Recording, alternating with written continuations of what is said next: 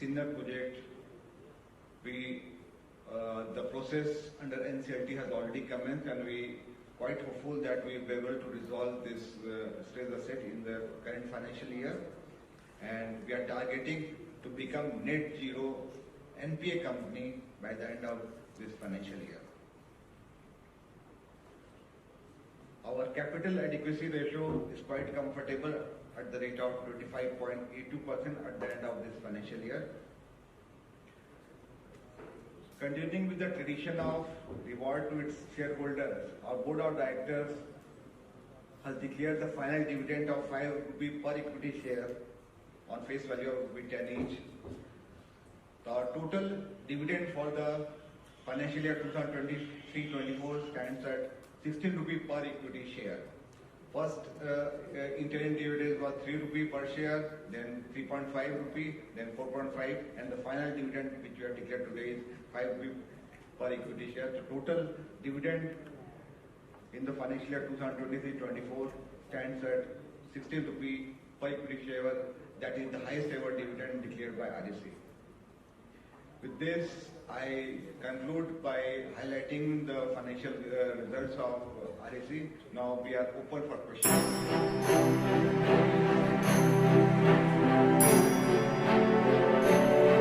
बहुत धन्यवाद आपका इस सवाल पूछने के लिए। मैं वीके सिंह हूँ, डायरेक्टर प्रोजेक्ट REC में। जैसा आज हमने अपने रिजल्ट प्रस्तुत किए आप सभी लोगों के समक्ष, विगत वर्ष में 23-24 में REC की परफॉर्मेंस कई मापदंडों पे बहुत अच्छी रही है। इस साल में, गए साल में हमने 3,58,000 करोड़ के सैंक्शन किए नए प्रोजेक्ट, और ये जो नए प्रोजेक्ट सैंक्शन किए हैं ये बहुत डिफरेंट सेक्टर्स में हैं।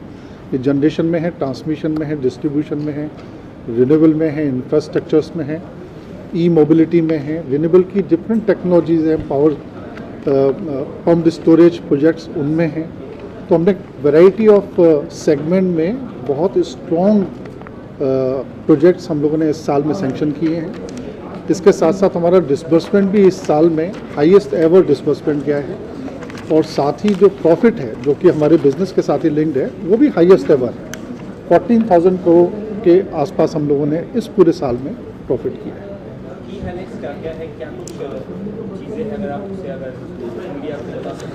सो की हाईलाइट है, मैं क्वार्टर ना बता के इसको सालाना का जो हमारा रिज़ल्ट है वो मैं बता देता हूँ। तो हमने टोटल सैंक्शन 3,58,000 किए, और हमने टोटल डिसबर्समेंट 2,68,000 किए। दोनों ही अब तक के सर्वश्रेष्ठ हमारे नंबर हैं। रिन्यूएबल सेक्टर में हमने 1,36,000 करोड़ से ज़्यादा के प्रोजेक्ट हमने सैंक्शन किए, जबकि हमने इससे पिछले साल में मात्र 31,000 करोड़ के किए थे। तो जो हम कह रहे हैं कि हम रिन्यूएबल एनर्जी को आगे बढ़ाएंगे और अपना पोर्टफोलियो में रिन्यूएबल एनर्जी को और फर्दर सैंक्शन और फर्दर डिस्बर्स करेंगे, तो वो हम कर भी रहे हैं। इसके अलावा हमने सोलर में करीब 20,956 करोड़ के हमने प्रोजेक्ट सैंक्शन किए हैं। मॉड्यूल मैन्युफैक्चरिंग के 51,000 करोड़ के। लार्ज हाइड्रो वो हमने करीब 32,000 से ज़्यादा करोड़ के प्रोजेक्ट हमने सैंक्शन किए हैं। पम्प्ड स्टोरेज जो कि एक नई टेक्नोलॉजी और अभी पिछले 1-2 वर्षों से देखने को मिल रहा है, उसमें हमने करीब 28,000 करोड़ के नए प्रोजेक्ट सैंक्शन किए हैं। ग्रीन हाइड्रोजन जो एक नई टेक्नोलॉजी है उसको भी हम लोगों ने अभी पिछले 1 साल से सैंक्शन करना शुरू किया है। वो टेक्नोलॉजी पूरे देश के लिए नई टेक्नोलॉजी है। उसमें हमने करीब 8,000 करोड़ के 2 बड़े प्रोजेक्ट हम लोगों ने सैंक्शन किए हैं। ई मोबिलिटी में 7,200 crore. Wind turbine manufacturing again 3,200 crore close to. Wind में हमने करीब 3,500 करोड़ के नए प्रोजेक्ट सैंक्शन किए हैं, और हाइब्रिड में करीब 10,000 करोड़ के प्रोजेक्ट सैंक्शन किए हैं। ये जो मैं प्रोजेक्ट बताया था आपको, ये लार्जली रिन्यूएबल एनर्जी से रिलेटेड है। इसके अलावा हमने थर्मल के भी प्रोजेक्ट किए हैं करीब 8,800 मेगावाट के, और ट्रांसमिशन और डिस्ट्रीब्यूशन के भी नंबर हमने आप लोगों के साथ में साझा किए हैं अपने प्रेजेंटेशन के थ्रू, जो कि हमारी साइट पे भी अब अवेलेबल है, वो आप देख सकते हैं। ग्रामीण क्षेत्र में कौन सा प्रोजेक्ट है, क्या कुछ प्रॉफिट है? ग्रामीण क्षेत्र में पहले 2 मुहिम चली थी। पहले गाँवों का विद्युतीकरण जो कि कंप्लीट हो गया है, आज देश में हर एक गाँव में बिजली है। दूसरी मुहिम थी जिसमें हमने बोला था, भारत सरकार ने बोला था, मिनिस्ट्री ऑफ पावर ने बोला था कि हर घर बिजली, घर घर बिजली। और उसको सौभाग्य जो एक कार्यक्रम है उसके थ्रू हम हर घर तक लेके गए और जितने विलिंग हाउस होल्ड थे लगभग 2.86 करोड़ जिनके घरों में बिजली नहीं थी उनके घरों तक बिजली को पहुंचाया गया। तो ये दोनों काम गांव में हो चुके हैं। बट गांव में हम जानते हैं कि फिर और भी नए लोग होते हैं, नए घर बनते हैं, तो उनके लिए भी हम अभी RDSS में भी उनके घर के और गांव के जो रह गए कुछ छोटे छोटे मंजरे टोले इस टाइप के जो रहे हैं वहाँ पे भी विद्युत और विद्युत से रिलेटेड इंफ्रास्ट्रक्चर पहुँचाने का काम RDSS स्कीम में भी अभी कर रहे हैं। आगे बड़ी जो प्रॉब्लम होती है गांव वाले क्षेत्र में वो होती है पानी की, सिंचाई की। तो उस तरह कोई प्रोजेक्ट अगर बताना चाहें तो वो काफ़ी सारे प्रदेशों में जो एग्रीकल्चर के लिए जो पंप यूज़ होता है उसकी जो बिजली है काफ़ी स्टेट ने उसमें सब्सिडी दी हुई है, वो फ्री है। तो वहाँ पे बिजली की जो खपत है उसका कोई चार्ज नहीं लगता। ऐसे काफ़ी प्रदेश हैं, कुछ प्रदेश हैं जो बहुत कम चार्ज भी लगाते हैं, सब्सिडाइज रेट पे लगाते हैं और किसान अधिकतर उन्हीं एग्रीकल्चर पंप को यूज़ करते हैं अपने खेतों की सिंचाई वगैरह के लिए। तो मैं कह सकता हूँ कि वो सिंचाई का पानी जो पंप वो कर रहे हैं लगभग सारे ही प्रदेशों में वो या तो फ्री आ रहा है या तो बहुत सब्सिडाइज रेट पे आ रहा है। सर ट्रांसफार्मर में आपने जैसे पावर प्रोग्रेसिव और प्रॉस्पेरिटी का वो दिया है, इसके अलावा और दोबारा पूछिए।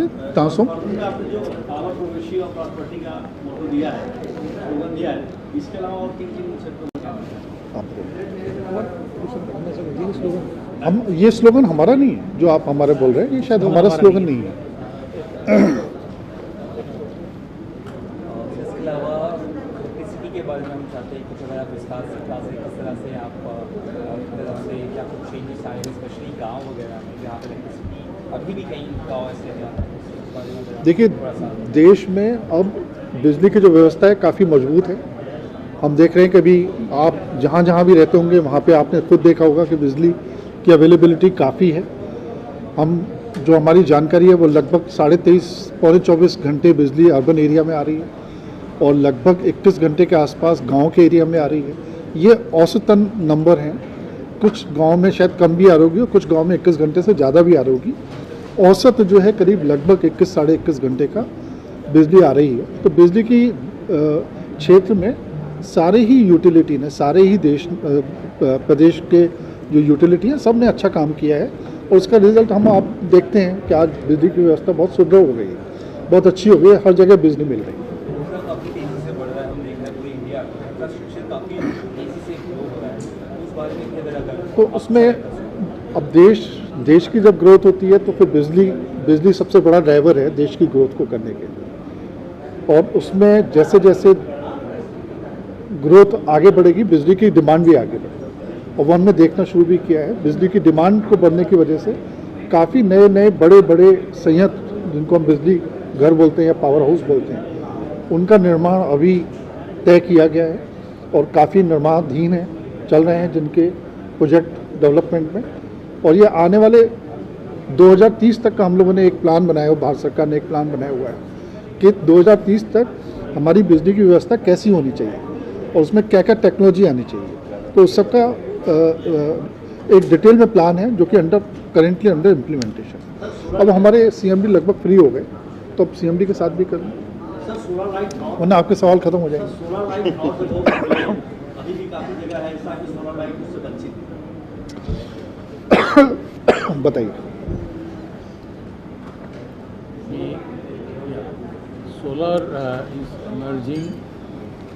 Government of India has set a target under the nationally determined हाँ बस contribution CMD का वो 2 मिनट 500 gigawatts CMD कहाँ से for बोल renewable energy alone. We need to achieve by 2030.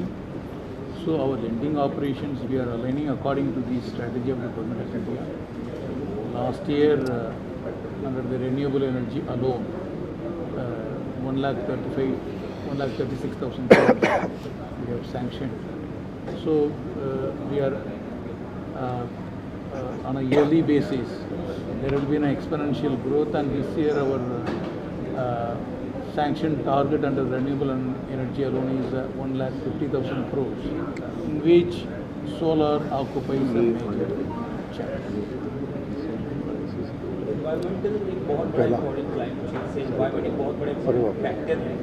Next कितने बजे चालू कि नेक्स्ट को तो टाइम हो गया 4:30। चीज़ें ज़्यादा वो ना हो और उसको देखकर आपको कैसे ग्रोथ या किस तरह से टारगेट कर रहे हैं कि एनवायरनमेंट को ज़्यादा इम्पैक्ट करना पड़ेगा। अगर उस बारे में अगर कुछ कहना चाहें आप। सब भारत सरकार के जो टारगेट हैं 500 गीगावाट 2030 तक लगाना ही लगाना है उनको, 2070 तक नेट जीरो होना ही होना है। तो हम लोगों ने भी ग्रीन जो फंडिंग है उसके लिए हम लोग एग्रेसिवली आगे बढ़ रहे हैं और पिछले साल की ग्रोथ देखें करीबन 500% हमने ज़्यादा सेंक्शन किए हैं इस बार। तो ये मोमेंटम जारी रहेगा आगे और जिस तरह से रिन्यूएबल्स के नए प्रोजेक्ट्स आएंगे हमारे पास, चाहे वो किसी भी सोर्स से आएँ, ग्रीन हाइड्रोजन आए और सोलर आए, विंड आए, हम लोग उसके लिए करेंगे प्रोजेक्ट्स फंडिंग और REC कमिटेड है इन प्रोजेक्ट्स करने के लिए और हम लोग अच्छे रेट पे उनको फंड कर रहे हैं। मार्केट कॉम्पिटिटिव रेट्स हैं तो हम लोग जो देश के लिए है उसमें पूरी तरह से इस क्षेत्र में योगदान करेंगे। टारगेट्स आपने सेट की चीज़ों के अगर बताना चाहें। तो हमने ये सोचा है कि हम रिन्यूएबल में ख़ास तौर से आज रिन्यूएबल हमारा टोटल लोन बुक में 5% से भी कम है, बट हम इसको लगभग 30% तक लेके जाएंगे। वो तभी होगा जबकि हमारा फोकस रिन्यूएबल एनर्जी पे बना रहे। और अगर आप हमारे सैंक्शन और डिसबर्समेंट के नंबर देखें तो हमने फोकस बनाया हुआ 21,000 करोड़ जो हमने लास्ट ईयर किया था उसके अंगे से 1,37,000 करोड़ हमने इस साल में किया गए साल। तो इससे करके हम ये मानते हैं कि हमारी 2030 में जो लोन बुक है वो करीब 3 लाख करोड़ के आसपास तक पहुँचे केवल इन रिन्यूएबल एनर्जी। कुछ करना चाहेंगे सर, आप कुछ कहना चाहेंगे। वैसे डायरेक्टर प्रोजेक्ट्स ने सारी चीज़ें बताई दी हैं। तो इस साल में सीएमडी को बोलो आ जाए तब। इस साल में अगर हम देखें बोलो। तो हमारे मैंने डिस्बर्समेंट बुलाया। भी और वर्षों के से बहुत ज़्यादा रही हैं। रेवेन्यू फ्रॉम ऑपरेशंस है वो 47,146 करोड़ रुपए है, जो पिछले साल में 39,208 करोड़ रुपए थी और जो 20% ज़्यादा है। और टोटल इनकम भी है 47,000 और नेट इंटरेस्ट इनकम 16,167 करोड़ रुपए है, जो पिछले साल में 13,714 करोड़ रुपए थी, 18% ज़्यादा है। तो नेट प्रॉफिट इस बार ऑल टाइम है ही है, जो आज तक कभी अचीव नहीं हुआ, 14,019 करोड़ रुपए है, जो पिछले साल में सिर्फ 11,055 करोड़ रुपए था, तो 27% की बढ़ोतरी हुई है। इससे टोटल कॉम्प्रिहेंसिव इनकम वो भी 15,063 करोड़ रुपए है, जो पिछले साल में 10,084 थी, जो कि 49% की बढ़ोतरी है। तो इसी तरह यील्ड जो है वो भी हमारी बढ़ी है और कॉस्ट ऑफ बोरिंग भी कम हुई है, जिससे कि स्प्रेड और निम भी कंपैरेटिवली मेंटेन रहेंगे। तो यहाँ वाला रहने दें फिर सीएमडी का। Thank you sir, thank you very much.